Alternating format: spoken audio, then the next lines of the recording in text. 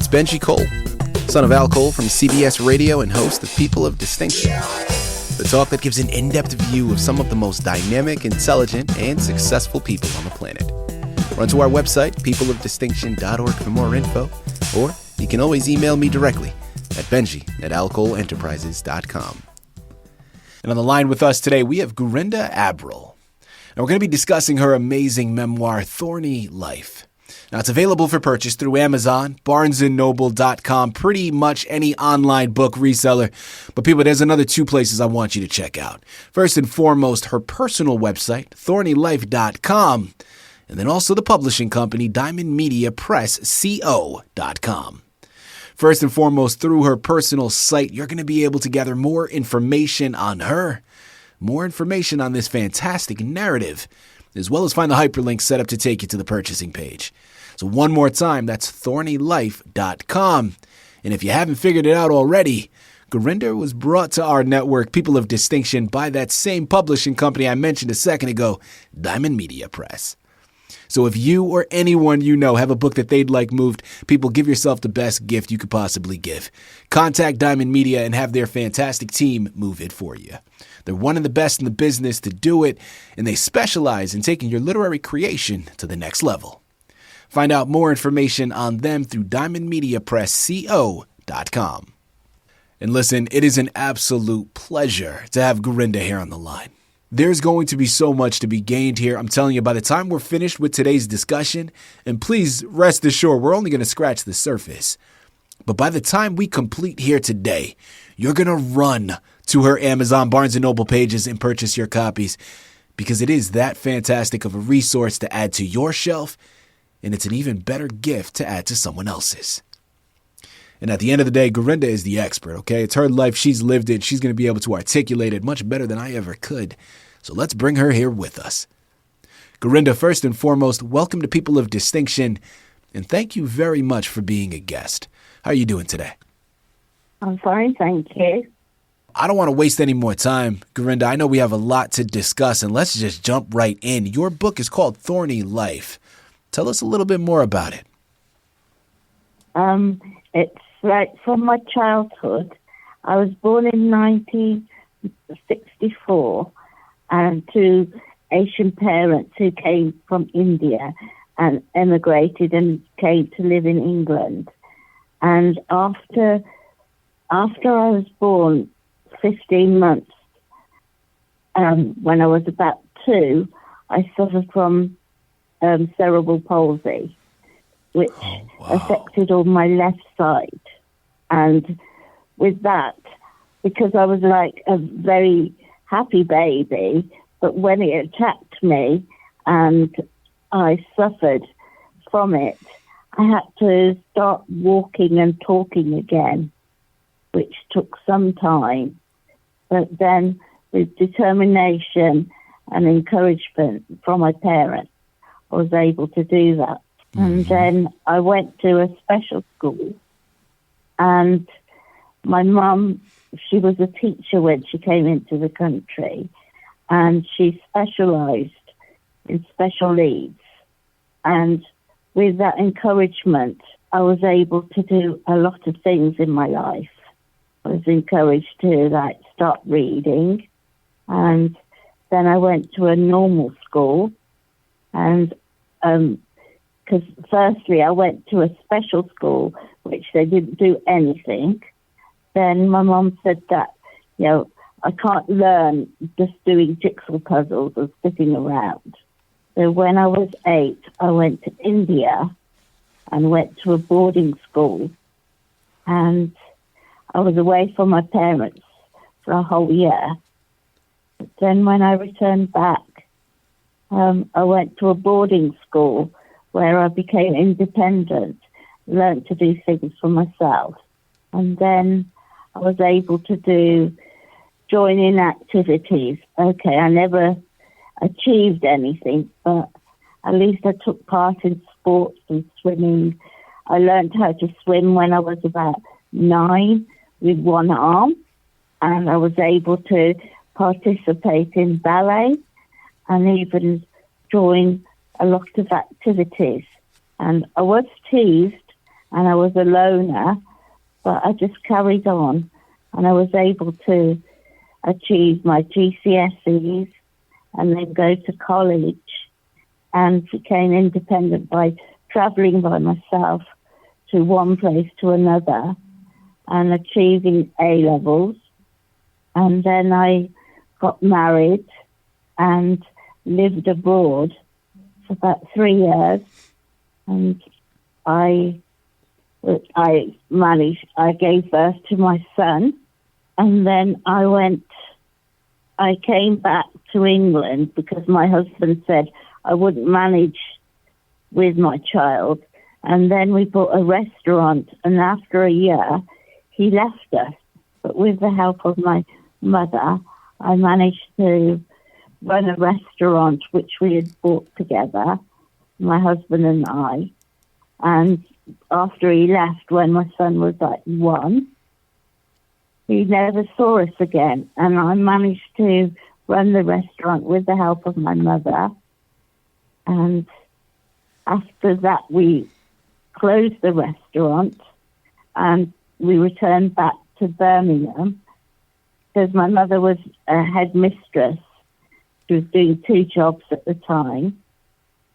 And we couldn't manage two places, living in 2 places and travelling up and down this country. So, because the restaurant was in Worcester, we lived in Birmingham. It was about half an hour away. And then while I was at school, I was able to learn to drive a car, an automatic car, and I was able to drive around. It took me longer than any other person, but I passed first time. And I became independent, travelling from one place to another. And with the help of my mother, I was able to do a lot of things. So then when we sold the restaurant in Worcester, came back to Birmingham, and I started my life again, went back to college, and then eventually get a degree in media. And I even worked on radio for about 7 years. And my program was called Asian Spice. And while I was at university, I was able to go to Ghana, and I worked at a radio station called Groove FM, which was in Ghana. And I met a man who used to work there called Daddy Bosco. So he was quite helpful, and I managed to do a lot of things. Listen, we're going to have to invite you back on the network, okay? Not to discuss this book or any other book that you write in the future, but just to go into more details about your life, because my goodness, when it comes to the inspiration behind creating this book, Thorny Life, why did you feel compelled to create this narrative and put it out to the public? I mean, this, of course, could have been something that stayed on your personal shelf or experiences that you verbally told those around you, but you didn't end it there. You took it a step further and you created this fantastic book. What inspired you to do so? Well, I was doing a writing course, and the questions, the assignments, they were saying you need to start from the very beginning of my life and carry on. And with the inspiration from a tutor, I managed to increase my marks. And I thought, instead of it being sitting around on the shelf, I thought I'll put it all together and write a book and put it together so that other people can see what difficulties I went through with disability and living around and even working and coping, because even people, even my girlfriends, when I went with my son into the shopping centre once, and they saw me and started laughing at me as though I can't have a child. Probably they were surprised that I had a child, And they started laughing at me. I'm human. I'm allowed to have children. Course. Absolutely. I'm allowed to do things and live independently. Gurinder, this is where I think the power of your book lies. And this is why I loved the answer that you just gave. Because, people, can we just take a pause for a second and acknowledge, and I know you're not looking for praise, right? I know you're not looking to be commended, Gurinder, but I'm going to do it anyway, okay? But can we just take a second and acknowledge how difficult it may be to look in the mirror at ourselves at times and acknowledge certain things about ourselves or about our past that maybe didn't necessarily bring us a whole lot of joy or make us feel the best, right? Or showcase us in the best light. Listen, I'll be the first to put my name in the hat. I recognize that. That's a human trait. I have been there. But then to take it a step further, as Gurinder has done here, and to construct this literary window for the world to view inside and to see those blemishes. I'm telling people, that takes courage. That takes bravery. That is something to be commended. And then also understanding that this is not just about her, right? Yes, it's her life. It's her journey. But this book represents much more than that. This book represents acceptance. This book represents love. And how, as she stated, because of a disability that she has, which she's not entitled to have children. She's not entitled to live her life in the way that she wants. She mentioned earlier how she learned to swim using one hand. People, I put it out there. I know how to swim now. I have two hands, and I'm not that good of a swimmer. Okay? If I had one, I don't know if I'd be able to do it. This is absolutely inspirational, what she has constructed here. And this is why Amazon, Barnes & Noble, thornylife.com, diamondmediapressco.com is where you have to go. You have to head on over there and pick up your copies, people. I'm telling you, this is much bigger than the words on a page. This is not a book. This is not a literary creation. This is a movement, okay? This is a lifestyle change. Gurinder, as we start to close out here, I feel compelled to ask this next question, and I want to start by saying I think it's unfair to pose this question to you because it is so broad. And we know that when it comes to any disability, right, the range, there's a spectrum, and there are a lot of different disabilities out there, and it's not a one-size-fits-all. But I want you to please try to entertain myself and our listening audience here and answer this next one for us. For anybody out there that's listening in that knows someone that is disabled, that has a physical handicap, what would you say from your perspective are beneficial things that those around you can either say or do to not only assist you in your life, but also help enhance it? What are some words of wisdom you can offer? Well, I think, people should accept you as you are. You can become disabled if you're normal. If you have an accident, you can become disabled. You shouldn't be looked down upon or pitied upon. Absolutely. People talk to you as though you're not a human being. Say if you're in a wheelchair, they don't talk to you. They talk to the person standing by you. They think you can't talk to them. And they always put you down. And we are human beings, and we can talk for ourselves. And we should be accepted, as human beings and being encouraged.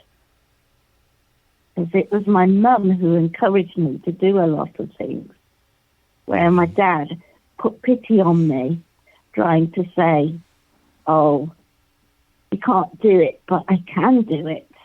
And I have achieved a great deal in my life. Okay, things have turned round. and I've ended up in a wheelchair, but it's not my fault. It just happened. Right. And still, they don't know what's caused it.